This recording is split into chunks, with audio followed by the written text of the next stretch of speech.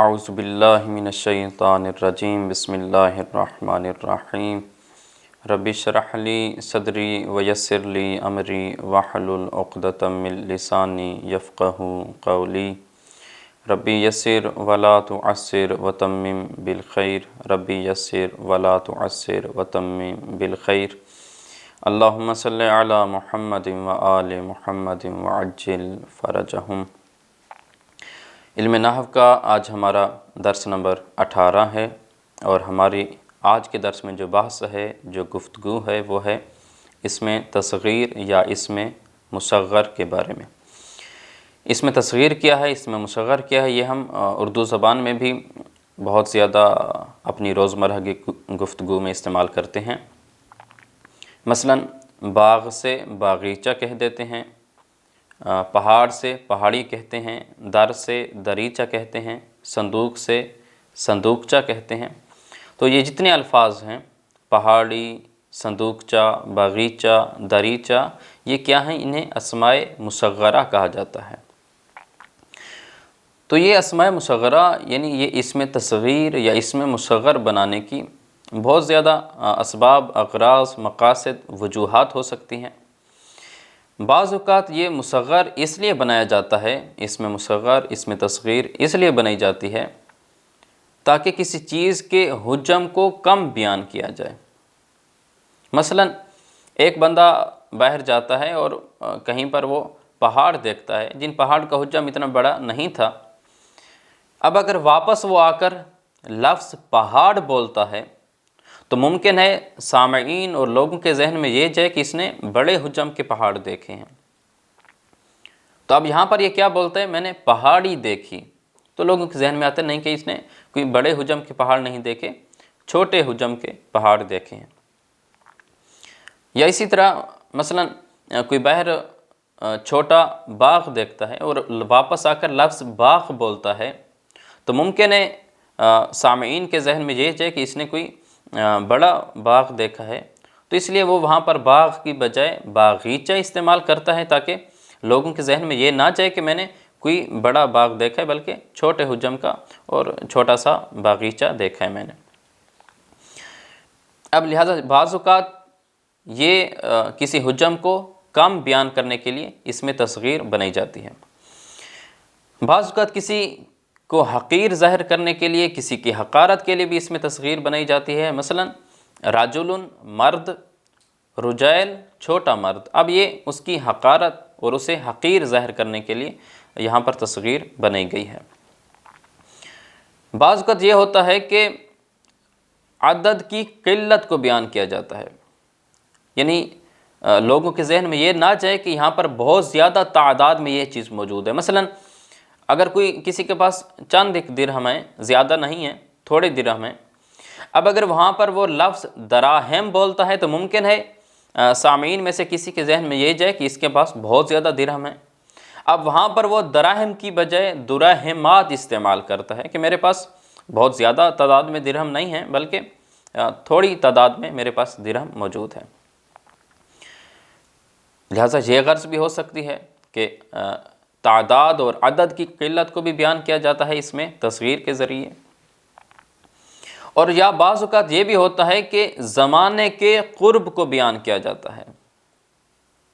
مثلا قبل کہتے ہیں پہلے کو، یعنی جس طرح ہم نے پہلے بیان کیا ظروف میں، قبل پہلے، اور بعد میں یعنی بعد میں۔ اب قبل کی جو تصغیر آتی ہے وہ قبیل یعنی تھوڑا سا پہلے۔ مثلا قبل المغرب، مغرب سے پہلے۔ اب مغرب سے پہلے 1 گھنٹہ بھی ہو سکتا ہے، 2 گھنٹے بھی ہو سکتے ہیں، یہ سب مغرب سے پہلے ہے۔ لیکن اگر ہم کہیں کہ قبیل المغرب، مغرب سے تھوڑا سا پہلے، تو یہ وہ تھوڑا سا زمانہ ہے جو مغرب سے متصل ہے، جڑا ہوا ہے۔ تو لہٰذا بعض اوقات زمانے کے قرب کو بیان کرنے کے لیے بھی تصغیر اور اسم مصغر بنایا جاتا ہے۔ یعنی کسی کے ذہن میں یہ نہ جائے کہ میں مغرب سے پہلے 2 گھنٹے پہلے بھی میں مثلا وہاں پر وہ کام ہوگا یا فعل واقع ہوگا۔ مثلا اگر کوئی یہ کہے کہ میں آپ سے پہلے مغرب سے پہلے قبل المغرب میں آپ سے ملنے آؤں گا، اب اگر وہ مغرب کے بالکل قریب جانا چاہتا ہے اور وہاں پر لفظ قبل استعمال کرتے تو وہ ممکن ہے اگلے کے ذہن میں یہ جائے کہ یہ مغرب سے پہلے ممکن ہے 1 گھنٹہ پہلے ہے، لیکن اگر وہاں پر قبیل المغرب استعمال کرتا ہے تو اس کا مطلب کیا ہے کہ مغرب سے بالکل قریب والے زمانے میں یہ آپ سے ملنے آئے گا۔ یا بعض اوقات مکان کے قرب کو بھی بیان کیا جاتا ہے، پہلے زمان کا قرب تھا قبل سے قبیل، بعض اوقات مکان کے قرب کو بھی بیان کیا جاتا ہے، مثلا فوق اوپر، فوائق تھوڑا سا اوپر۔ اب یہاں پر اگر کوئی کسی کو مثلا یہ بتانا چاہتا ہے کہ میں نے ایک پرندہ دیکھا جو شہر کے قریب، یعنی قریب سے نزدیک سے وہ پرواز کر رہا تھا پرندہ، اب اگر وہ وہاں پر لفظ استعمال کرتا ہے فوق المدینہ، شہر سے اوپر وہ پرواز کر رہا تھا، اگر یہ بتاتا ہے کہ میں نے ایک پرندے کو دیکھا جو فوق المدینہ، مدینہ کے اوپر پرواز کر رہا تھا، اب ممکن ہے سامع کے ذہن میں یہ ہے کہ فوق المدینہ میں یعنی مدینہ شہر کے اوپر، یعنی شہر کے اوپر، اب شہر کے اوپر 1 کلومیٹر بھی اوپر ہو سکتا ہے، لیکن اگر فوق کی بجائے فوائق استعمال کرتا ہے کہ فوائق المدینہ، کہ شہر سے تھوڑا سا اوپر وہ پرواز کر رہا تھا، یہاں پر اسے وہ سمجھ جاتا ہے کہ یہ پرندہ کوئی بہت اونچائی پہ پرواز نہیں کر رہا تھا بلکہ شہر کے تھوڑا سا اوپر متصل مکان میں جو ہے وہ پرواز کر رہا تھا۔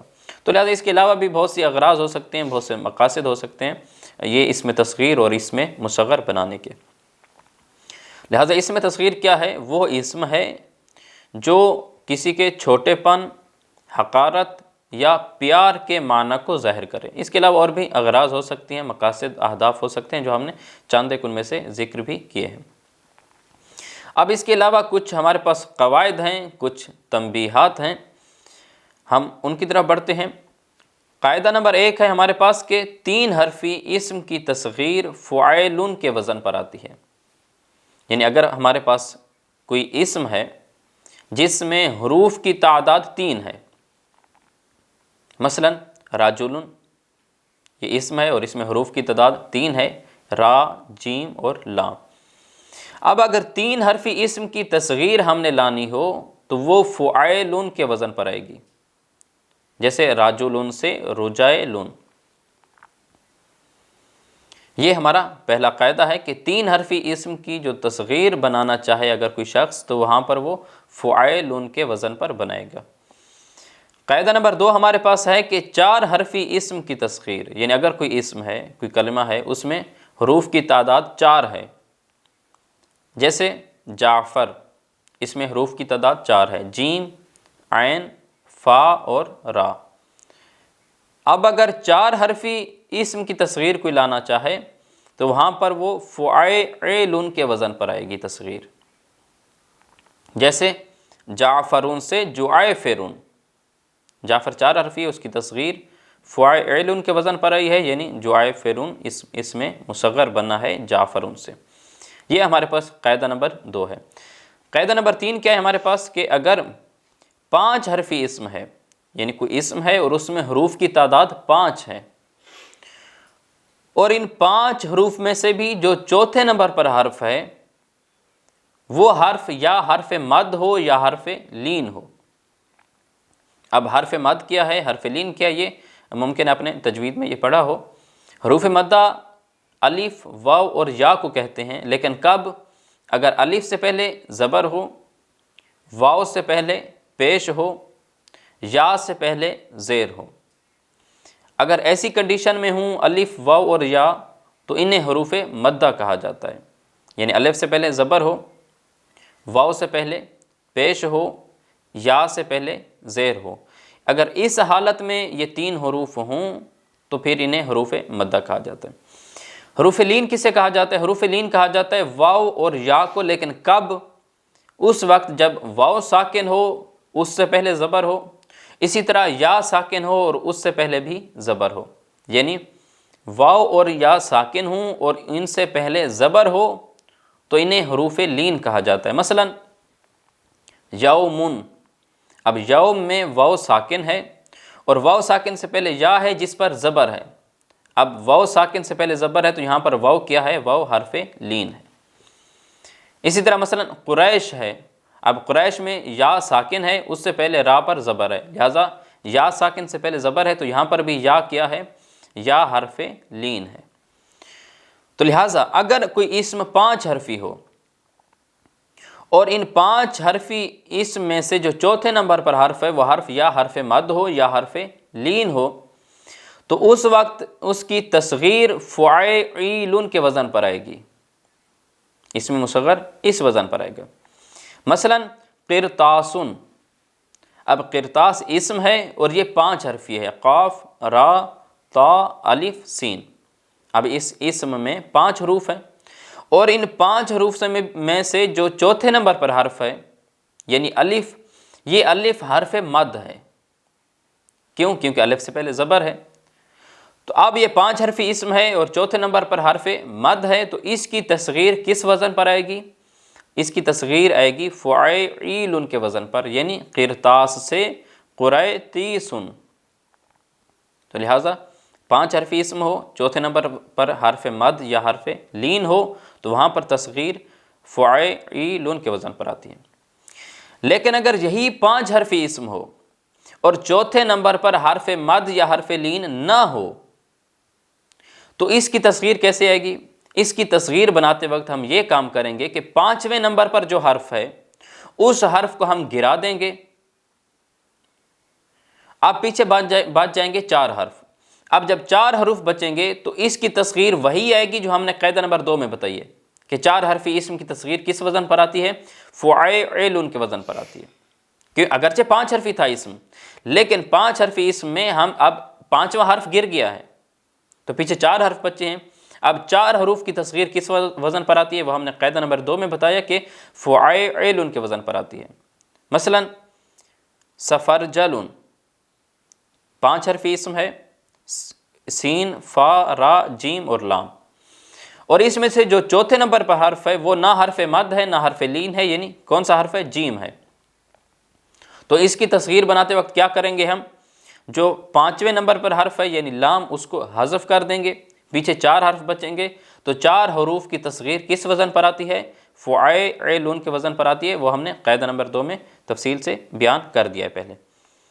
تو یہ ہمارے پاس 3 قواعد ہیں اس میں تصغیر کے، کہ یا اسم 3 حرفی ہوتا ہے یا اسم 4 حرفی ہوتا ہے۔ 3 حرفی اسم کی تصغیر فعیل کے وزن پر، 4 حرفی اسم کی تصغیر فعیل کے وزن پر، اور یا اسم 5 حرفی ہوتا ہے تو پھر اس کی بھی 2 قسمیں ہیں کہ اگر 5 حرفی اسم میں سے چوتھا حرف حرف مد ہے تو اس کی تصغیر فعیل کے وزن پر، اور اگر 5 حرفی اسم میں سے چوتھا حرف حرف مد یا حرف لین نہ ہو تو اس کی تصغیر فعیل کے وزن پر آتی ہے۔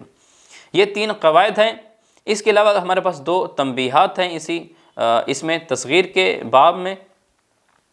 تنبیہ نمبر 1 یہ ہے کہ اگر مؤنث سماعی، یہ ہم نے انشاءاللہ 1-2 درس بعد میں اس کا بیان آئے گا کہ مذکر مؤنث کی بحث میں، کہ مؤنث بعض اوقات مؤنث قیاسی ہوتا ہے، بعض اوقات مؤنث سماعی ہوتا ہے۔ مؤنث قیاسی یہ ہوتا ہے کہ جس اسم میں تانیث کی علامت ظاہراً موجود ہو، جیسے فاطمہ میں تائے مربوطہ، یہ تانیث کی علامت ہے اور سامنے ظاہر ہے۔ لیکن بعض اوقات مؤنث سماعی ہوتا ہے۔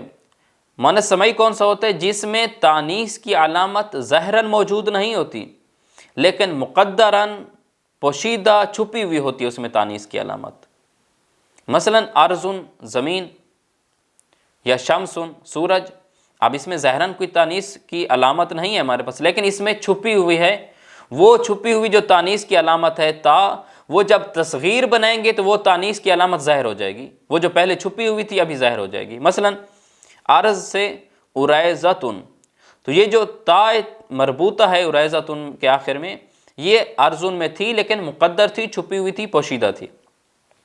اسی طرح شمسن سے شمیستن، اب شمسن میں تائے تانیث وہ مقدر تھی، پوشیدہ تھی، لیکن جب اس سے اس میں مصغر بنایا تو وہاں پر وہ تائے تانیث ظاہر ہو گئی، یعنی شمیستن بن گیا۔ یہ تنبیہ نمبر 1 ہوئی۔ تنبیہ نمبر 2 میں یہ ہے کہ اگر کسی اسم کا آخری حرف حذف ہو گیا ہو، آخری حرف حذف ہو گیا ہے تو وہ تصغیر میں واپس لوٹ آئے گا۔ مثلا ابنن، ابنن یعنی بیٹا، یہ اصل میں تھا بن ون، واو اس میں یہ حذف ہو گئی ہے، لیکن جب ابن سے ہم تصغیر بنائیں گے تو یہ واو واپس لوٹ آئے گی، تو لہٰذا ابن سے تصغیر آئے گی بنیون۔ لہٰذا ہمارے پاس اس میں تصغیر میں ہم نے یہاں پر 3 قواعد ذکر کیے اور 2 تنبیہات ذکر کی۔ ابھی آتے ہیں ہم کتاب کی عبارت کی طرف، اور ان مطالب کو کتاب کی عبارت پہ تطبیق کرتے ہیں، اور انہی مطالب کو دیکھتے ہیں کہ یہ مطالب کتاب سے اخذ ہوتے ہیں یا نہیں ہوتے۔ بسم اللہ الرحمن الرحیم۔ اسم تصغیر جو اسم میں چھوٹائی یا حقارت یا پیار کے معنی کو ظاہر کرے اسے اسم تصغیر کہتے ہیں۔ اس کے علاوہ اور بھی اغراض، اہداف، مقاصد ہو سکتے ہیں جو ہم نے چند ایک ان میں سے درس کی ابتدا میں ذکر بھی کیے ہیں۔ تصغیر کے ضروری قواعد۔ 3 حرفی اسم کی تصغیر فعیل کے وزن پر آتی ہے، جیسے راجل ہے 3 حرفی ہے تو اس کی تصغیر رجیل فعیل کے وزن پر آئی ہے۔ اسی طرح عبد 3 حرفی ہے، اس کی تصغیر بھی فعیل کے وزن پر آئے گی، یعنی عبید۔ قاعدہ نمبر 2 ہے کہ 4 حرفی اسم کی تصغیر فعیل کے وزن پر آتی ہے، جیسے جعفر یہ 4 حرفی ہے تو تصغیر فعیل کے وزن پر آئے گی، یعنی جعفر۔ قاعدہ نمبر 3 ہے کہ 5 حرفی اسم کی تصغیر فعیل کے وزن پر آتی ہے، لیکن شرط کیا ہے؟ شرط یہ ہے کہ اس کا چوتھا حرف مد یا لین ہو۔ مثلا قرطاسن، اب قرطاسن 5 حرفی اسم ہے، اس میں سے جو چوتھے نمبر پر حرف ہے یعنی الف وہ حرف مد ہے، تو اس کی تصغیر کس وزن پر آئے گی؟ قرطیسن فعیل کے وزن پر آئی ہے، یہ قرطیسن۔ لیکن اگر 5 حرفی اسم میں سے چوتھا حرف مد یا لین نہ ہو تو اس کا 5واں حرف حذف کر دیا جاتا ہے، اور اس کی تصغیر بھی اسی وزن پر آتی ہے جو ہم نے قاعدہ نمبر 2 میں بیان کیا کہ 4 حرفی اسم کی تصغیر فعیل کے وزن پر آتی ہے۔ جیسے سفرجل سے سفیرجن، 5 حرفی اسم تھا سفرجل، چوتھے نمبر پر جو حرف تھا جیم وہ نہ تو حرف مد ہے نہ حرف لین ہے، تو اس کی تصغیر بناتے وقت ہم نے 5ویں حرف کو حذف کر دیا، یعنی لام کو حذف کر دیا، تو پیچھے 4 حرف بچے۔ اب 4 حرف کوئی اسم اگر 4 حرفی ہو تو اس کی تصغیر کس وزن پر آتی ہے؟ وہ ہم نے 2 نمبر قاعدہ میں بتایا کہ 4 حرفی اسم کی تصغیر فعیل کے وزن پر آتی ہے، تو سفرجل کی بھی جو تصغیر ہے وہ فعیل کے وزن پر آئے گی، یعنی سفیرجن تصغیر اس میں مصغر آئے گا۔ اس کے بعد فائدہ نمبر 1 ہے کہ مؤنث سماعی کی تا، یہ تائے مربوطہ جسے گول تا کہا جاتا ہے، یہ تائے مربوطہ تصغیر میں ظاہر ہو جاتی ہے، جیسے ارضن زمین، اس کی تصغیر کس وزن پر آئی ہے؟ اریزتن۔ اب اس تصغیر میں جو تا مقدر تھی ارض میں وہ تا ظاہر ہو گئی ہے اریزتن تصغیر میں۔ اسی طرح شمسن میں بھی تائے مربوطہ مقدر تھی، لیکن جب اس میں مصغر بنایا، تصغیر بنائی تو وہاں پر یہ تائے مربوطہ ظاہر ہو گئی، شمسن سے شمیستن۔